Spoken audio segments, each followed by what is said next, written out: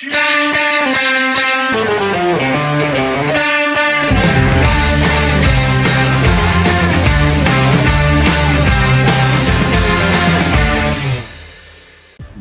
Realga bir mavsumda urilgan gollar soni bo'yicha rekord o'rnatdi. Kataloniya klubi La Liga 35-turida Klasikoda 4-3 hisobida g'alaba qozondi.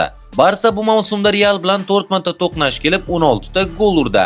Bungacha hech bir jamoa qaymoq ranglilar darvozasiga bir mavsumda bunchalik ko'p gol urmagan edi. Jamoa bungacha bir mavsumda eng ko'p golini Espanyolga urgan edi. Bu voqea 2011-2012 yilga to'g'ri keladi va o'sha mavsumda 13 ta gol urgan. Kylian Mbappe Real safida rekord o'rnatdi. Barselonaga qarshi o'yinda hat-trikka erishgan Mbappe yangi rekordini o'rnatdi. Fransiyalik futbolchining Madrid klubidagi gollari 39 taga yetdi. U Realda debyut mavsumida gollar soni bo'yicha avvalroq 33 ta gol urgan Cristiano Ronaldoni ortda qoldirgan edi. Klassikodagi gollardan keyin esa Mbappe mutlaq rekordchiga aylandi. U qirollik klubi tarkibida debyut mavsumida 37 bor to'p kiritgan Ivan Zamoranoni ortda qoldirdi. Alexander Sørloth La Liganing 96 yillik rekordini yangiladi. Atletico hujumchisi La Liga 35-turida sobiq jamoasi Real Sociedadga 4 daqiqa ichida 3 ta gol urdi va umumiy hisobda 4 ta gol kiritishga muvaffaq bo'ldi.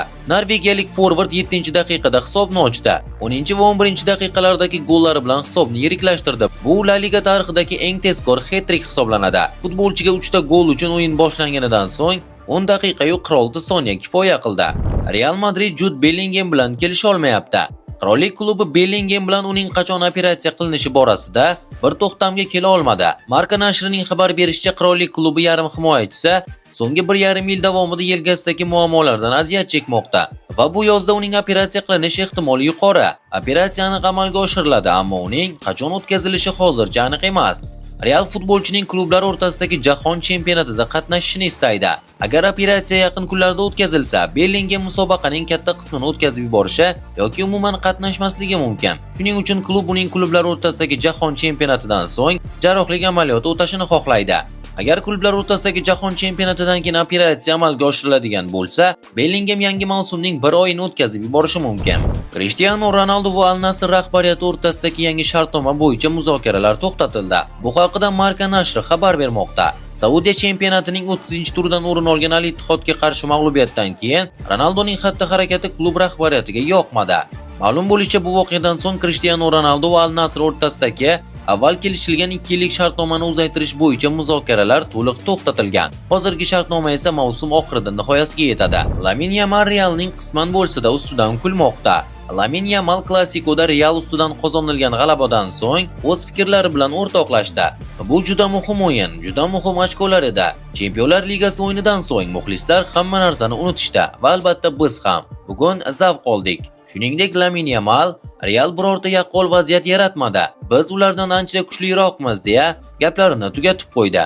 Yamalning bu gaplaridan keyin ispan nashrlari uni Real Madridning ustidan kulayapti deb baholamoqda. Muhammad Salah oltin to'p yutib olishni xohlashini aytdi. Sizningcha Chempionlar Ligasida muvaffaqiyatsizlik oltin to'p uchun kurashishingizga ta'sir qiladimi deya savoliga, bu mening qo'limda emas, lekin xalqim uchun oltin to'p yutib olishni istayman.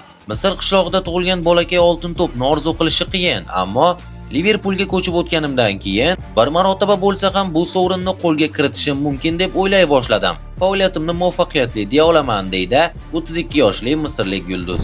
Bu iFootball Digestda va o'tgan haftaning eng muhim xabarlari edi. Albatta bu mehnatimiz uchun videoga like bossangiz xursand bo'lamiz. Shuningdek, voqealarga munosabatingizni izohlarda yozib qoldiring.